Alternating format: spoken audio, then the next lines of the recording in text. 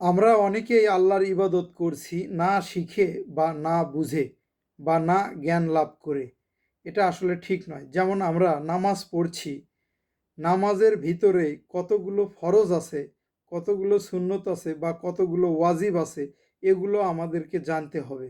কারণ নামাজের মধ্যে যদি সুন্নত আপনার ছুটে যায়, সেক্ষেত্রে আপনার নামাজে সওয়াব কম হবে। সুন্নত থাকলে ঠিকমতো আপনার নামাজে সওয়াব বেশি হবে। এটা না হয় গেল।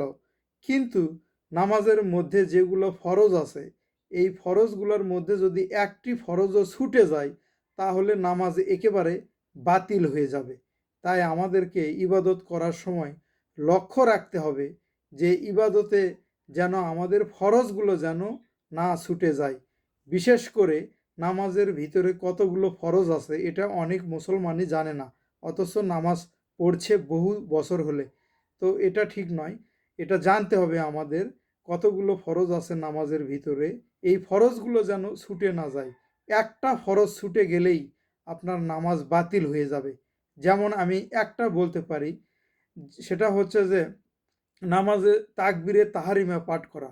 যখন ইমাম তাকবীর দেয় আল্লাহু আকবার বলে, আপনি নিজেও আল্লাহু আকবার বলে তাকবীর দিবেন। এত জোরে দিবেন বা এত শব্দে দিবেন যেন আপনি নিজে শুনতে পান, আপনার কান যেন শুনতে পায়। আপনি এভাবে বলতে পারেন যে আল্লাহু আকবার। মানে এত আস্তে হলেও মানে আপনাকে বলতে হবে। আর আপনি যদি চুপচাপ থাকেন মনে মনে জাস্ট শুধু এরকম করলেন, হবে না। এটা তাকবীরে তাহারিমা পাঠ করা এটা দায়মি ফরজ। তো এটা যদি ছুটে যায় আপনার নামাজ বাতিল হয়ে যাবে। কোনো লাভ নাই। আপনি ৫০ বা ১০০ বছর যতই নামাজ পড়েন কোনো লাভ নাই। তবে আল্লাহ যদি মাফ করে সেটা পরের কথা। তবে যে বিধানগুলো দিয়েছেন সেই বিধান মতে আপনার নামাজ হয়নি। এটা যে কেউ বলতেই পারে। তাই বলছি ভাই, নামাজ পড়ার সময় অবশ্যই নামাজের নিয়মগুলো আমাদেরকে আগে শিখতে হবে, জানতে হবে। তারপর আমাদেরকে নামাজ পড়তে হবে। তার মানে আবার এটা বোঝেন না যে আগে শিখি তারপর নামাজ পড়ব, তা নয়।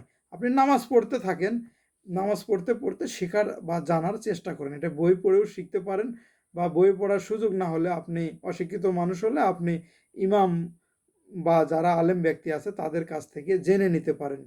এই হচ্ছে মূল কথা।